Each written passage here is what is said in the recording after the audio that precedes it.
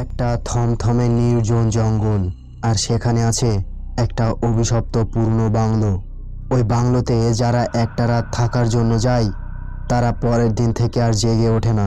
ওই রাতটাই তাদের জন্য শেষ রাত হয়ে ওঠে।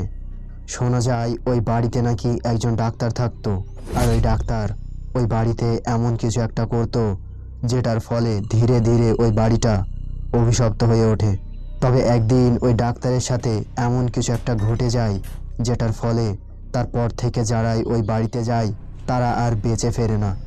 তাহলে কি করতো ওই ডাক্তার, আর কি হয়েছিল তার শেষ পরিণতি? তো hello my loves and welcome the talk story. দেখতে পাই ঘন জঙ্গলে ঘেরা সরু রাস্তা দিয়ে একটা কারে চেপে কিছু মানুষ যাচ্ছিল। যাতে ছিল একজন মহিলা, তার হাজবেন্ড এবং তাদের এক পুত্র যার নাম জেমি।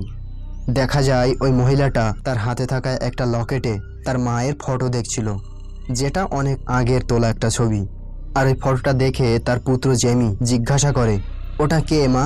তখন ওই মহিলাটা বলে, ওটা তো আমার দিদিমার ফটো জেমি। তখন ওই ছেলেটা বলে, দিদিমাকে তো চেনাই যাচ্ছে না, আজ দিদিমাকে দেখতে অনেকটা ভয়ঙ্কর লাগছিল মা।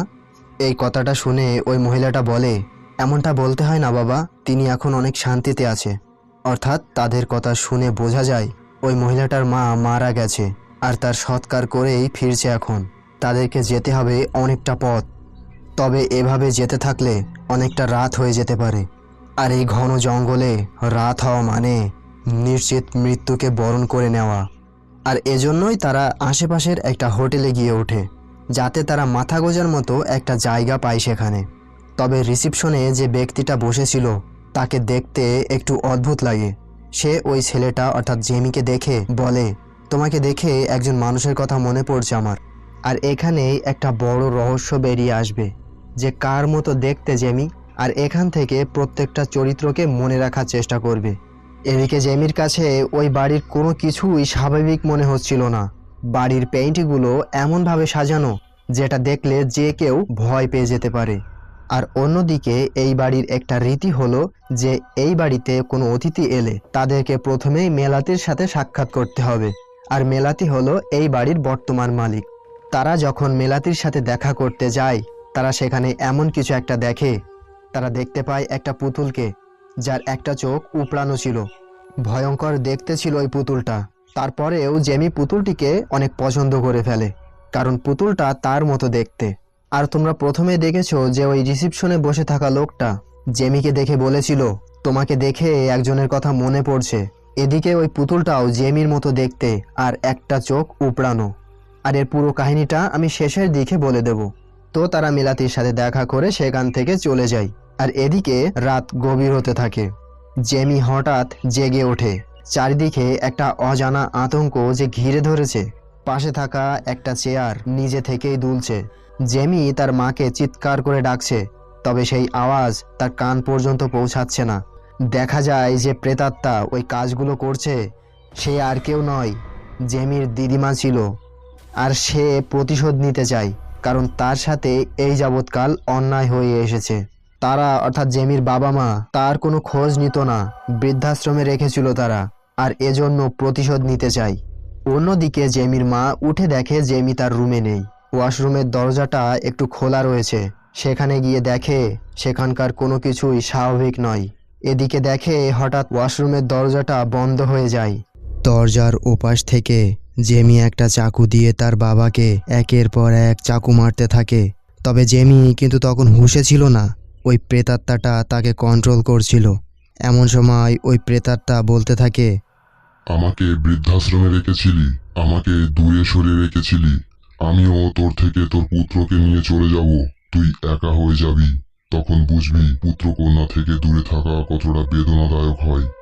আর এভাবে দু এক কথার মাঝে একটা পর্যায়ে ওই প্রেতাত্মার দিকে রাগের বশীভূত হয়ে ছুটে যায়। ফলে ওই প্রেতাত্মা অদৃশ্য হয়ে গেলে সে নিচে পড়ে যায়, আর সেখানেই তার শেষ অস্তিত্ব মাটির সাথে মিশে যায়। তবে কেন এমনটা হয় ওই বাড়িতে, আর এই প্রশ্নের উত্তর খুঁজতে আমরা একটা সময় পরে জানতে পারি। একটা সময় যখন 1887 সাল চলছিল, তখন মেলাতির বাবা ছিল একজন সৈনিক। তখন কোনো একটা কারণে মিলাতের বাবা মারা যায়, অপমৃত্যু হয় তার। আর তার মৃত্যুর পরেই মিলাতির মা গর্ভবতী হয়। তখন মানুষ বদনাম রটাতে থাকে তার মায়ের নামে। সময়টা এমনই ছিল যে কোথাও কোনো ঠাঁই পাচ্ছিল না সে। আর এই সময়টায় ডাক্তারের খুব প্রয়োজন ছিল তার। তবে কোনো চিকিৎসক তাকে চিকিৎসা দিতে রাজি হচ্ছিল না। তবে একজন তাকে চিকিৎসা দিতে রাজি হয়, আর সে ছিল একজন তান্ত্রিক, অর্থাৎ কালো জাদু করে সে। তবে তার একটা শর্ত ছিল যে ওই সন্তান জন্মের পর ওই জাদুকরের হাতে তুলে দিতে হবে। তবে শেষ পর্যন্ত ওই জাদুকরের হাতে তুলে দেয় না সে। আর এজন্য ওই জাদুকর মেলাতির মায়ের ওপর জাদু করে এবং অভিশাপ দেয়। ফলে সে একটা রোগে আক্রান্ত হয়ে পড়ে। কিন্তু কোনো ডাক্তার তাকে চিকিৎসা দিতে রাজি হয় না। তবে একজন ডাক্তার তাকে চিকিৎসা দিতে সম্মতি প্রকাশ করে, আর তার নাম ডক্টর কুসনো। তবে ডক্টর কুসনোর একটা সমস্যা ছিল, মেয়ে মানুষ দেখলে তার হুঁশ থাকতো না, যার কারণে ডক্টর কুসনো বহিষ্কৃতও হয়েছিল। ডক্টর কুসনো তাকে গভীর রাতে আসতে বলে গোপনে, আর সেই কথা মতো মিলাতিকেও নিয়ে চলে আসে ওই ডাক্তারের কাছে। তবে দুঃখজনক ব্যাপার হলো সেখানকার স্থানীয়রা তাদেরকে মেরে ফেলতে চায় কোনো একটা কারণে, আর শেষ পর্যন্ত সেটাই করে তারা। তবে সেই যাত্রায় মিলাতি কোনো মতে বেঁচে যায় আর ওই বাড়িতেই থেকে যায়। ডক্টর কুসনোর একটা ছেলে ছিল যে ডক্টর কুসনোকে কাজে সাহায্য করত। তবে ডক্টর কুসনো কি কাজ করত, আর এর উত্তরটা আমি সোজাসাপটাই বলে দেই। ডক্টর কুসনো মৃতদেহকে নিয়ে বিভিন্ন এক্সপেরিমেন্ট করত, যাতে কোনো মৃতদেহে কোনো অঙ্গ সংযোজন বা প্রতিস্থাপন করে আবার পুনরায় জীবিত করা যায় কিনা। আর এভাবে তার মৃত স্ত্রীকে পুনরায় জীবিত করানোর প্রচেষ্টা চালায় বারবার, কিন্তু সেটা কোনো মতেই সফল হচ্ছে না। কিন্তু এখন মিলাতির মায়ের মৃতদেহকে কাটবে, যেটা মিলাতি সাবধান করে দেয়, কারণ ওই জাদুকর অভিশাপ দিয়েছিল যে তার মৃত্যুর পরেও তার আত্মা মুক্তি পাবে না, অর্থাৎ তার দেহেই সারা জীবন ওই আত্মা বন্দী হয়ে থাকবে। আর যদি কোনো মতে ওই আত্মা মুক্তি পেয়ে যায় তাহলে ওই আত্মা তার ভয়ঙ্কর রূপ ধারণ করবে। তবে ডক্টর কুসনো সেটা বিশ্বাস করে না। ফলে যখন ওই মৃতদেহকে কাটা হয় তখন ওই মৃতদেহ থেকে ওই অশরীরী আত্মা বেরিয়ে আসে আর ডক্টর কুসনোকে আক্রমণ করে। ডক্টর কুসনো ভয় পেয়ে যায় আর সেখান থেকে পালানোর চেষ্টা করে। তবে সেই প্রেতাত্মা তাকে বন্দী করে রাখে একটা সংকীর্ণ স্থানে, যেখানে মৃতদেহকে পোড়ানো হয়। আর ওই দাহ করা চেম্বারে ডক্টর কুসনোকে ঢুকিয়ে তার গায়ে আগুন লাগিয়ে দেওয়া হয়।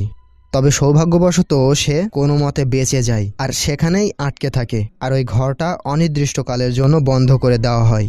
তবে এই যাবৎকাল সে খাদ্য হিসেবে যেটা খেত, ওই চেম্বারের আশেপাশে যদি কোনো ইঁদুর কিংবা কোনো পোকামাকড় যেত সেটা সে ধরে ফেলতো, আর সেটার কাঁচা মাংসও সে খেত। আর এভাবে এতদিনে ডক্টর কুসনো একটা মাংসাশী প্রাণী হয়ে উঠেছে।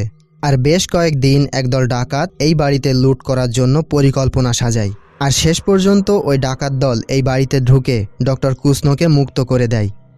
তবে সে যে পশুতে পরিণত হয়েছে, শুভ সময়ের সংকেত আরও একটা ধ্বংস হয়ে যায়। হয়তো এই বাড়ির ইতিহাস আরও নির্দয়ভাবে রচনা করা হবে এখন থেকে। আর এই গল্পটা তোমার কাছে কেমন লাগলো কমেন্টে জানিয়ে দাও। আর আমি বলেছিলাম যে আমি কার মতো দেখতে, ওই রিসিপশনে বসা লোকটা কার কথা বলেছিল, আর ওই পুতুলটার একটা চোখ উপড়ানো কেন? যদিও মুভিতে এটা নিয়ে স্পষ্ট কোনো উল্লেখ নেই, তবে ধারণা করা যায় ওই লোকটা ডক্টর কুসনোর কথা বলেছিল, আর ওই পুতুলটা ডক্টর কুসনোর ক্ষতরূপ, যেটা দেখে মিলাতি একটা আলাদা আনন্দ পেত, কারণ সে জানতো ডক্টর কুসনো মৃত, কারণ তার গায়ে আগুন দিয়ে মারার চেষ্টা করেছিল। তো গল্পটা এ পর্যন্তই, আর দেখা হচ্ছে পরের কোনো গল্প নিয়ে। সেই পর্যন্ত বাই।